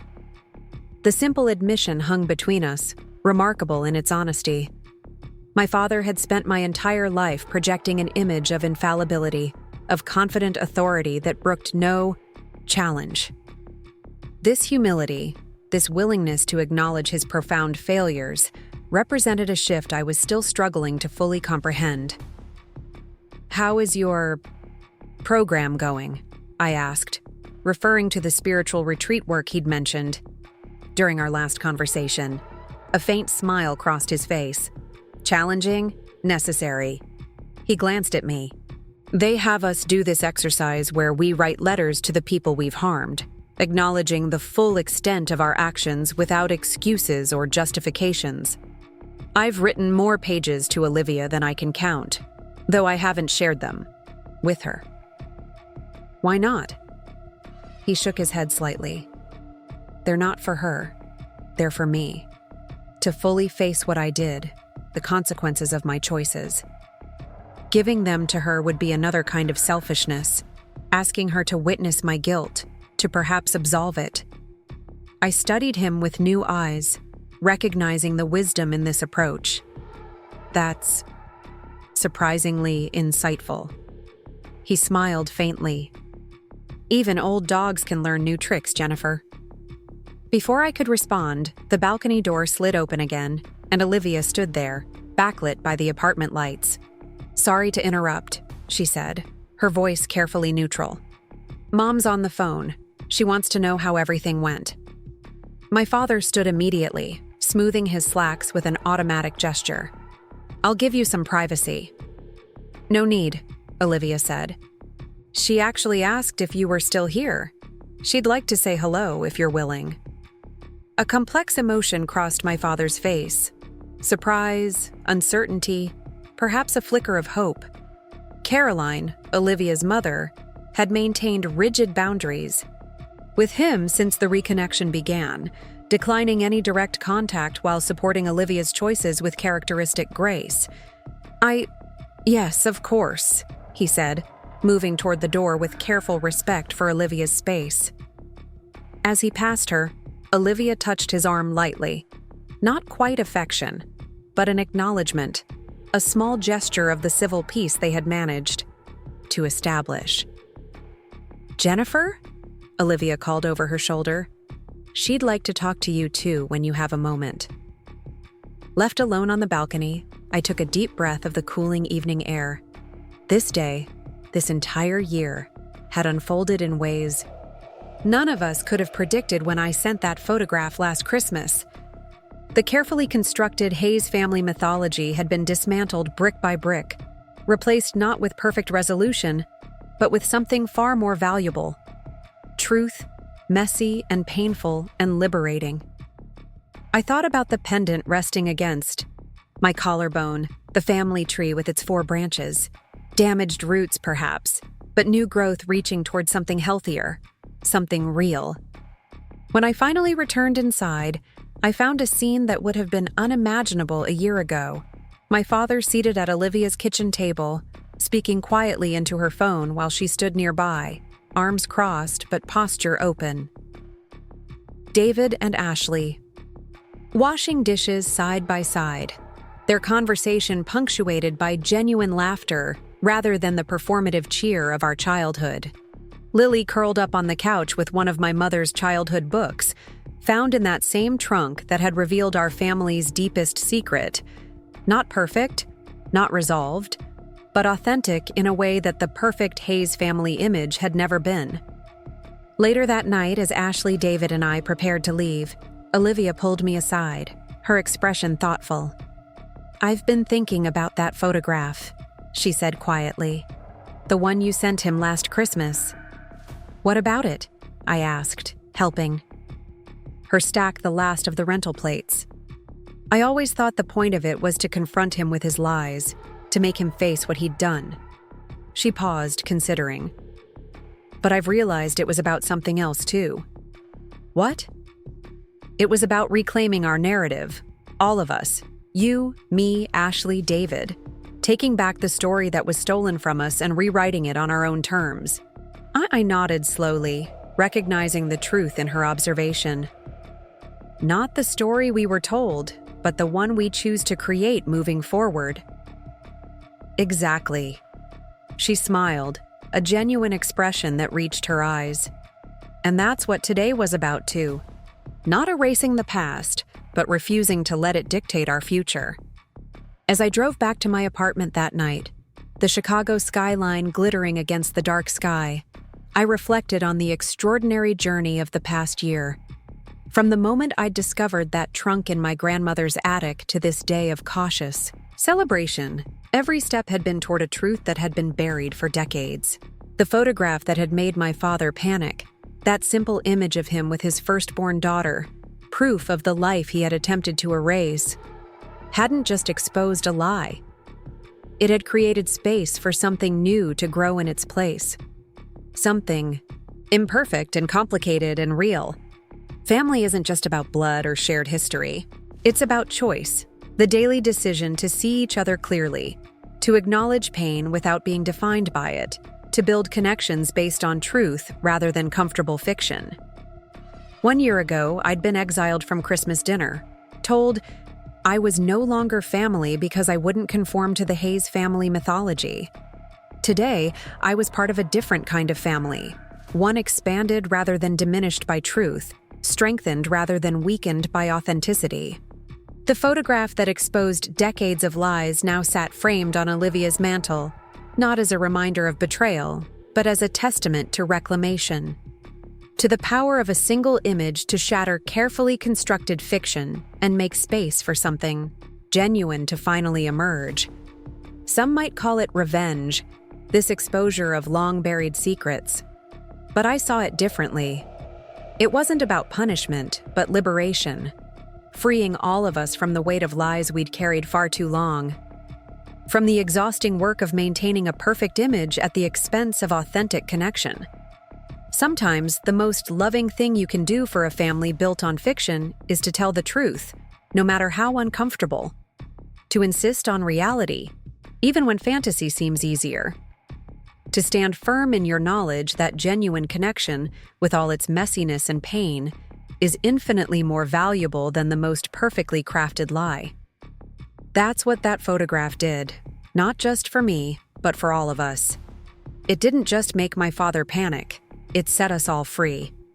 The family gathering exceeded all expectations.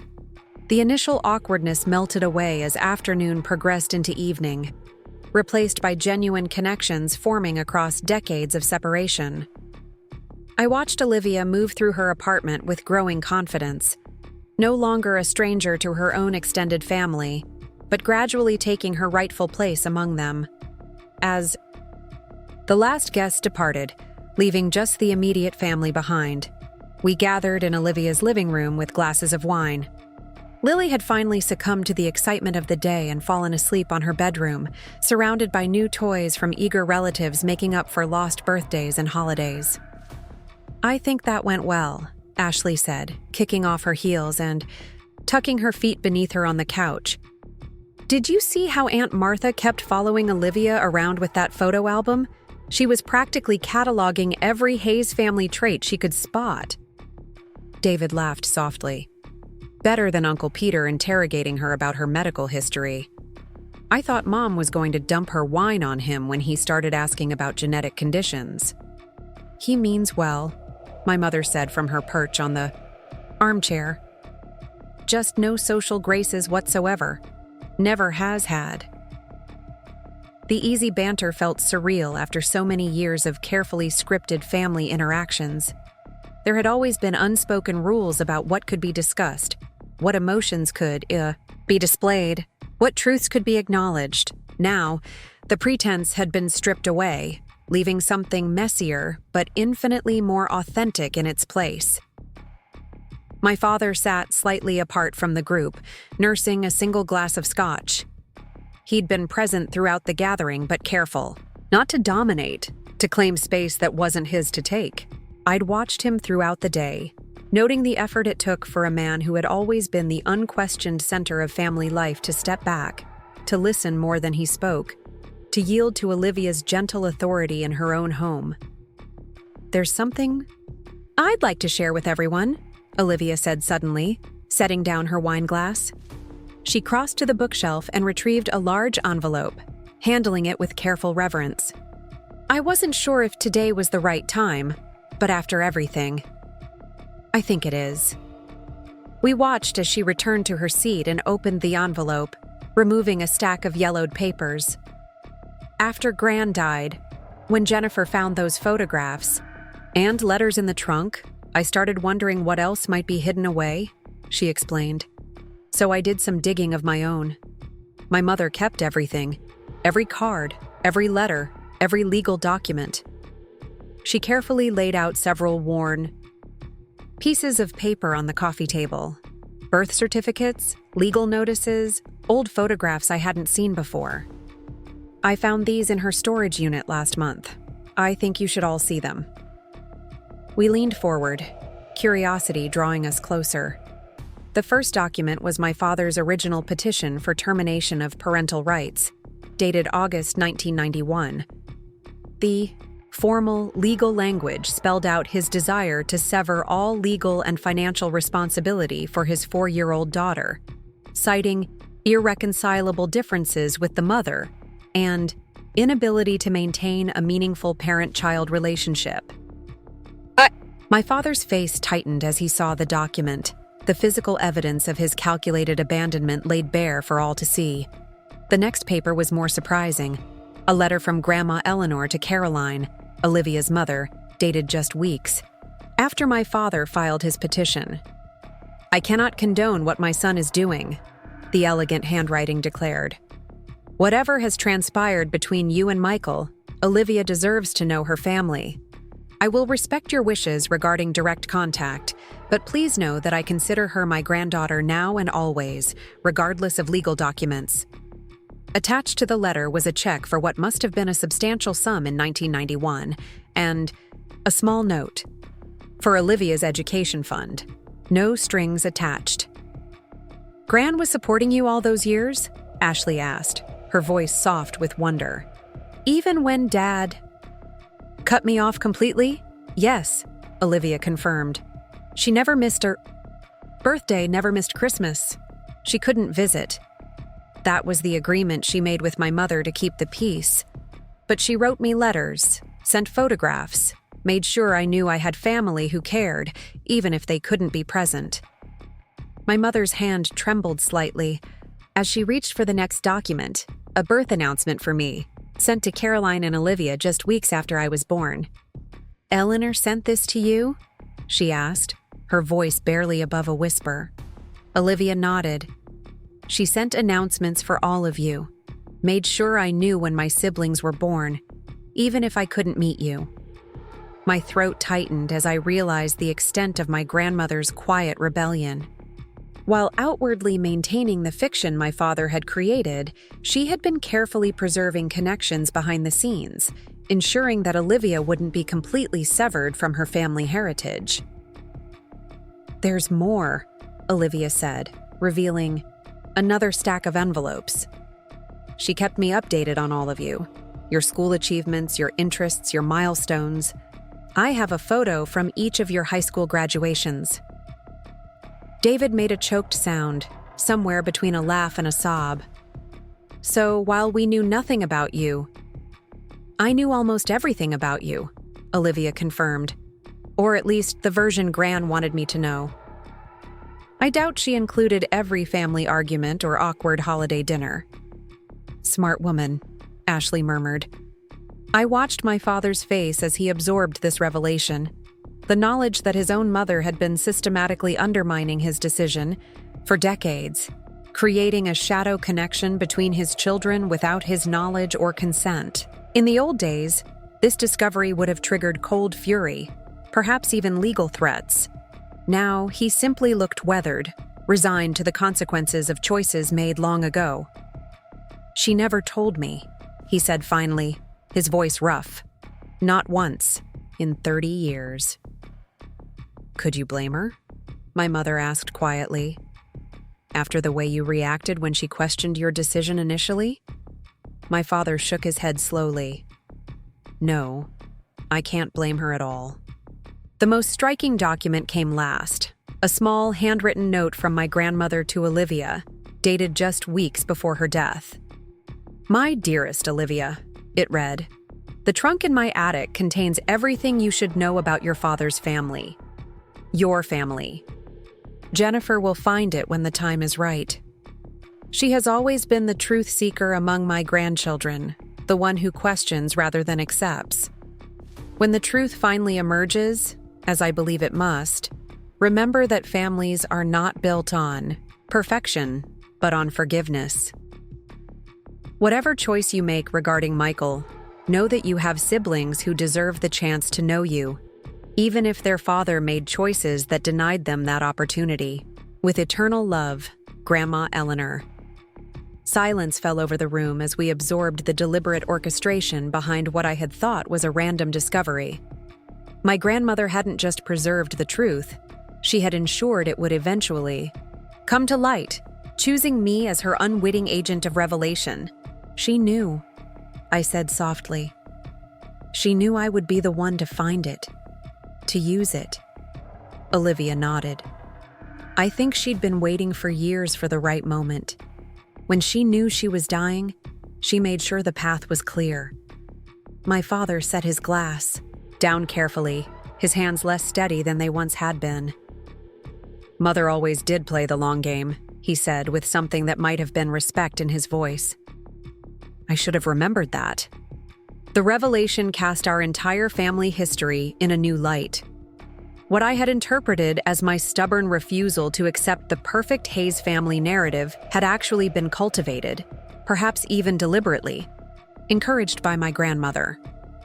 My questioning nature, so often dismissed as difficult or contrary, had been recognized by her as necessary, the key that would eventually unlock the truth. There's one more thing, Olivia said, reaching once more into the envelope. Something I've been considering for some time. She withdrew a formal-looking document, crisp and official in contrast to the aged papers we'd been examining.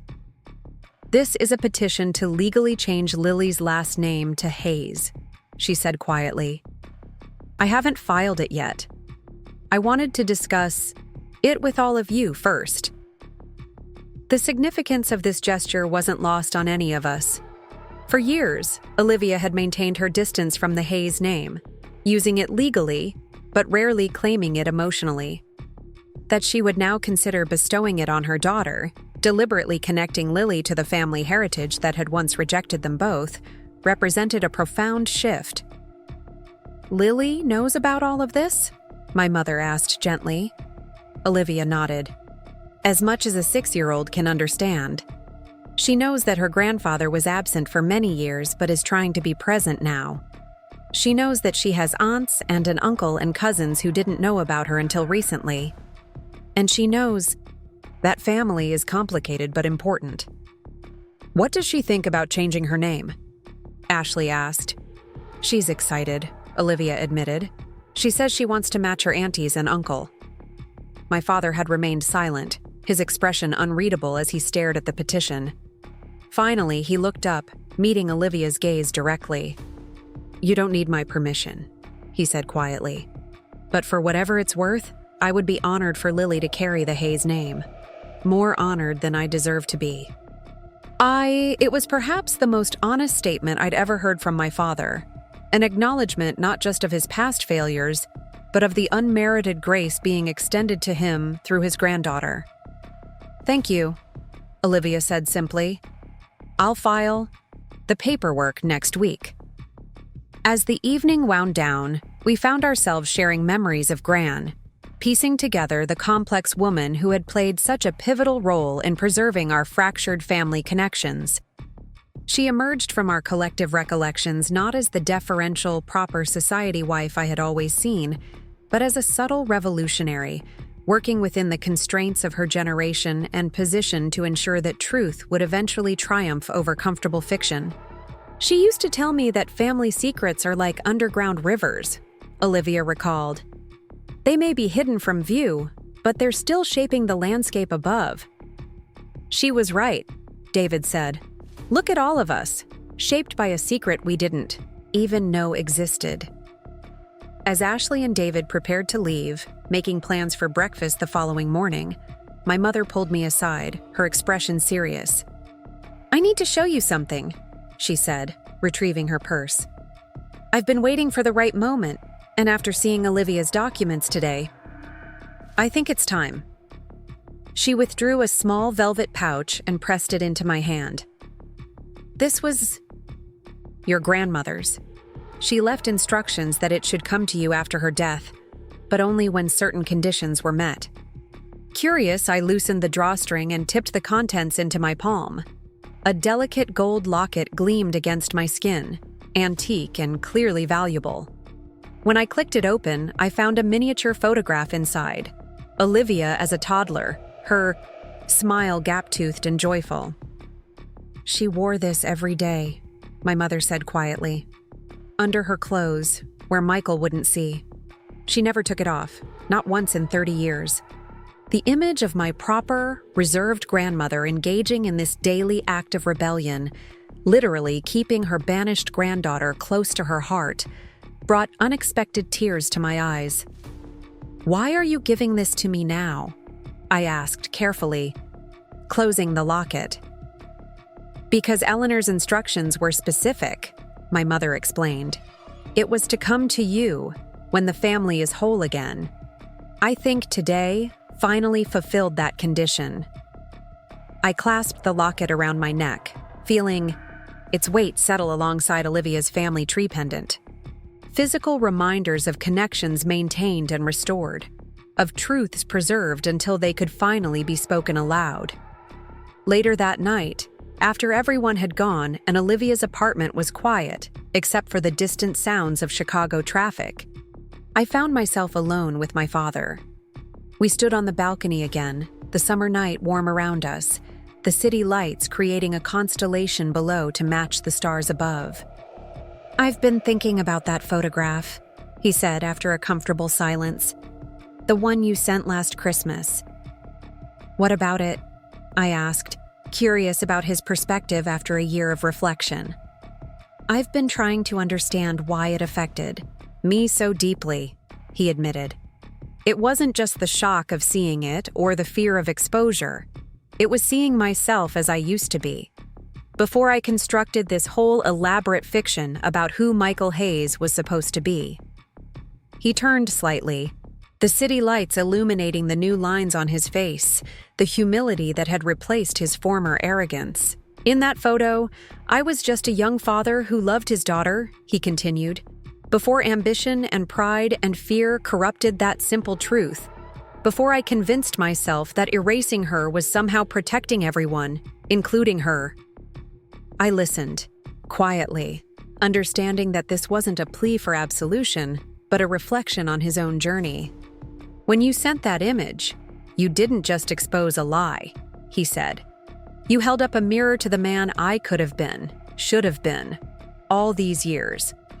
The man who put his child on his shoulders at a county fair instead of filing legal papers to pretend she didn't exist. The rawness of his self-assessment surprised me. This wasn't the carefully crafted remorse he had initially offered, the performative contrition designed to manage fallout and preserve some semblance of his reputation. This was genuine reckoning, hard-won through months of internal work. I don't expect forgiveness, he added, echoing words he'd spoken before, but now with deeper understanding. Some damage can't be undone, but I want you to know that I see clearly now what I did, what it cost, how it harmed not just Olivia, but all of you. Taught you that people can be discarded if they become inconvenient. That appearance matters more than substance. We're unlearning those lessons, I told him, all of us. He nodded slowly. I see that. I'm trying to unlearn them too, though old habits die hard. We lapsed into silence again, the city breathing around us, until he spoke once more. Thank you, he said simply, for having the courage I lacked, for choosing truth when I chose. Comfort, for being better than the example I set. Before I could respond, the balcony door slid open and Olivia appeared, a sleeping Lily in her arms. She woke up asking for you, she said to me. Something about promising to read her favorite story.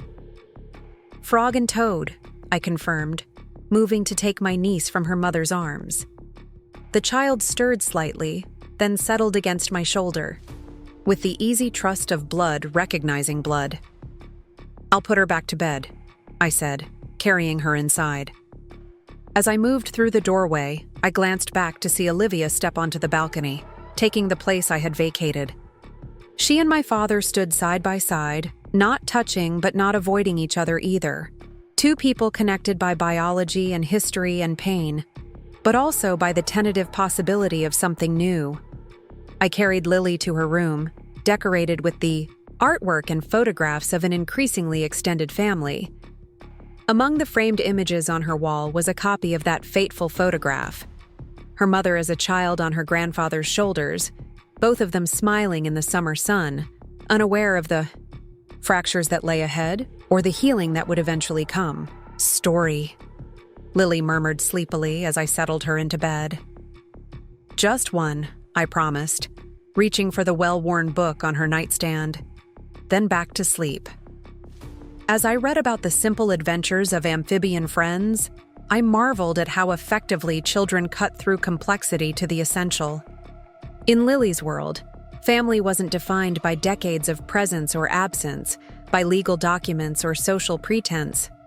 Family was who showed up now, who read stories, who remembered favorite foods and respected favorite toys. Her concept of family expanded effortlessly to include relatives who had appeared suddenly in her life, adapting with the flexibility that adults so often lack. She didn't need elaborate explanations or perfectly constructed narratives. She simply incorporated new connections into her understanding of the world, accepting the complex reality of her family tree without judgment. When the story ended, and Lily had drifted back to sleep, I returned to the living room to find Olivia alone, my father having departed. "Everything okay?" I asked, noting her thoughtful expression. She nodded slowly. "I think so. We had a good talk. Not easy, but necessary." "Do you want to discuss it?" "Not tonight," she said, settling onto the couch beside me. "Tonight, I just want to sit with my sister and appreciate how far we've come in a year." We sat in comfortable silence. The bond between us strengthened not just by shared DNA, but by the journey we had taken together, uncovering truth, processing pain, building something authentic from the rubble of carefully maintained fiction. "You know what I keep thinking about," Olivia said finally. "What's that?" How differently things might have turned out if Dad had simply been honest from the beginning. If he'd told you and Ashley and David about me, maintained some kind of relationship, however limited. I'd thought about this too. The alternate timeline where my father had acknowledged his firstborn child, where we had grown up knowing our older sister, where family gatherings had included Olivia and later Lily. We would have been different people, I said. All of us. Better, do you think? I considered the question carefully. Different doesn't always mean better. The pain shaped us too, in ways we're still discovering. Olivia nodded, understanding my meaning. The question Mom always asks is whether I would trade this, what we have now, this hard-won connection, for a childhood where I knew you but in that superficial, Hayes-approved way, where I was acknowledged but still at arm's length. And what do you tell her? She smiled faintly. That I'm not interested in hypotheticals. That I'm focused on the family we're building now, not the one we might have had under different circumstances. It was a wise perspective, one that honored the complexity of our situation without diminishing the very real pain that had brought us to this point. Gran used to say that families are like gardens, I remembered. They need regular tending, and sometimes the most beautiful blooms come after a hard pruning. Olivia laughed softly. She had a metaphor for everything, didn't she? Everything, I agreed, and usually several layers of meaning behind each one. As the night deepened around us, we continued sharing memories and observations, weaving together our separate experiences into a shared understanding. This, I realized, was the true gift that had emerged from the chaos of the past year.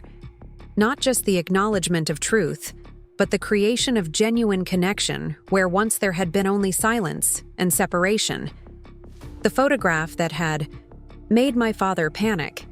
That simple image of him with his firstborn daughter, evidence of the life he had attempted to erase, had done more than expose a lie. It had created space for something new to grow in its place, something that honored the past without being constrained by it. When Christmas came again that year, we gathered not at the former Hayes mansion with its rigid traditions and carefully maintained appearances, but at my apartment in Chicago, now expanded to accommodate frequent family visits. Olivia and Lily lived just down the hall, our lives increasingly intertwined in the daily rhythms of shared meals, school pickups, weekend outings. Ashley had relocated to Chicago as well, her design business thriving with a new focus on accessible spaces for families with varied needs. David remained in Boston with his daughters but visited monthly, his relationship with his children deepening as he shed the formal parenting style he had inherited from our father. My parents maintained separate residences but had reached a kind of peace with each other, their 50-year marriage evolving into something more honest, if less conventional. They joined us for the holiday, my mother bringing her traditional cranberry sauce, my father arriving with carefully chosen gifts, and the humble demeanor that still sometimes startled me with its authenticity. As we gathered around my dining table, mismatched chairs pulled in to accommodate everyone, Olivia stood to offer a toast. To truth, she said simply, raising her glass, and to the family we choose to build around it. We raised our glasses. In response, this assembled group of people connected by blood and choice and the shared journey of the past year. Later, as we exchanged gifts beside a small tree decorated with ornaments from both Hayes and Williams' family collections, I found myself watching my father with Lily. He sat on the floor beside her, abandoning dignity to help construct a complicated Lego set, his attention fully focused on her instruction. "Like this, Grandpa," she directed, showing him how the pieces should connect. "No, the blue one goes here." "Ah, I see," he said, accepting her guidance with a humility that would have been unthinkable in the Michael Hayes of 2 years ago. You're the expert. The man who had once abandoned his 4-year-old daughter without a backward glance was now cross-legged on the floor with his granddaughter, patiently building something together piece by piece. It wasn't a perfect redemption arc. The harm he had caused couldn't be undone with a few months of changed behavior or heartfelt apologies. Olivia still maintained certain boundaries, still approached him with understandable caution. But it was a beginning. Evidence that even the most entrenched patterns could shift. That even decades-old wounds could start to heal when exposed to the cleansing light of truth. The photograph that had started this journey now hung in my hallway. A reminder not of betrayal, but of reclamation. Of the power of a single image to shatter carefully constructed fiction and make space for something authentic to finally emerge. Some might view what I did as revenge, sending that picture that made my father panic. But I saw it differently. It wasn't about punishment, but liberation, freeing all of us from the weight of lies we'd carried far too long. From the exhausting work of maintaining a perfect image at the expense of genuine connection. Sometimes the greatest gift you can give a family built on fiction is the disruptive power of truth. The courage to say, "This is real, this happened, this person exists." To insist on reality, no matter how uncomfortable it makes those who prefer comforting lies. That's what that photograph did, not just for me, but for all of us. It didn't just make my father panic, it set us all free. Up next, you've got 2 more standout stories right on your screen. If this one hit the mark, you won't want to pass these up. Just click and check them out.